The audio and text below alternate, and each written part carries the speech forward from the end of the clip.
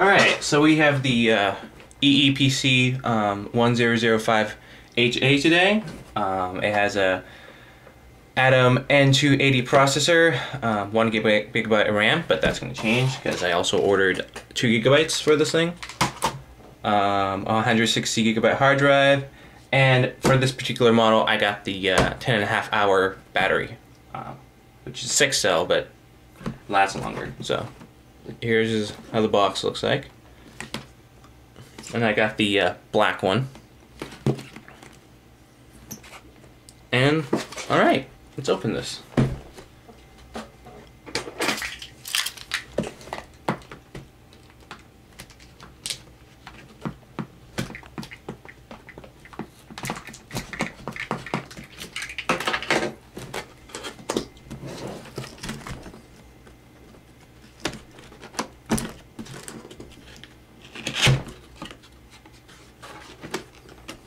Whoa. First thing you see is a booklet, the warranty card.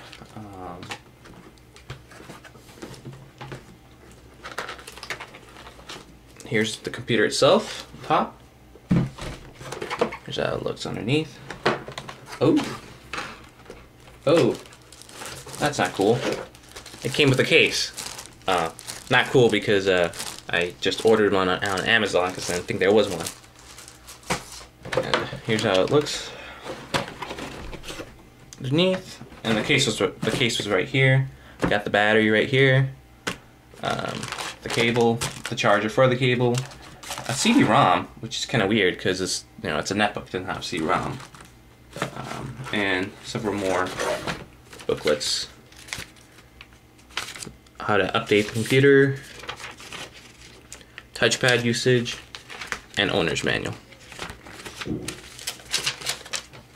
And here's the CD if you want to look at it.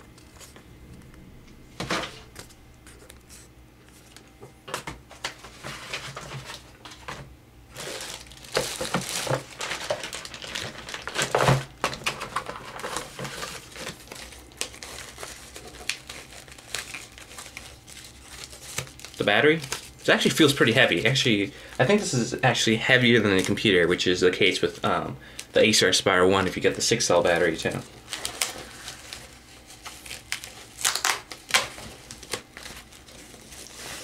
And here it is. And I've actually held a 3 cell before, and I owned a 3 cell version of this computer, and this one is 63 watt hours. Shh. Shh.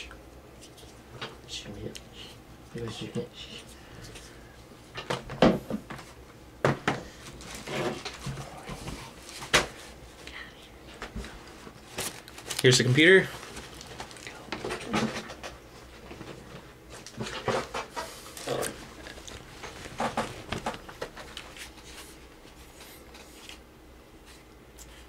Here's the inside of it.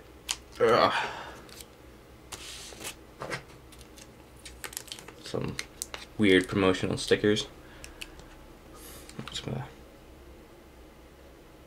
Yeah.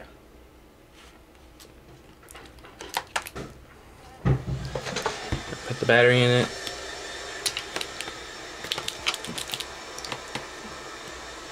I know what's interesting about this model is it actually has a SIM card right there, which means that in the future this is probably going to be one of those computers where you can get it for free, or at least for a very low subsidized price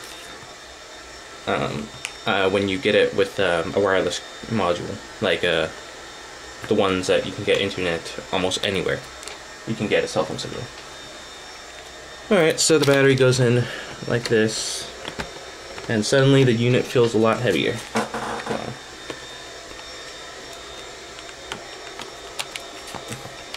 There you go. There's the computer. This computer, I've actually used a similar model to it.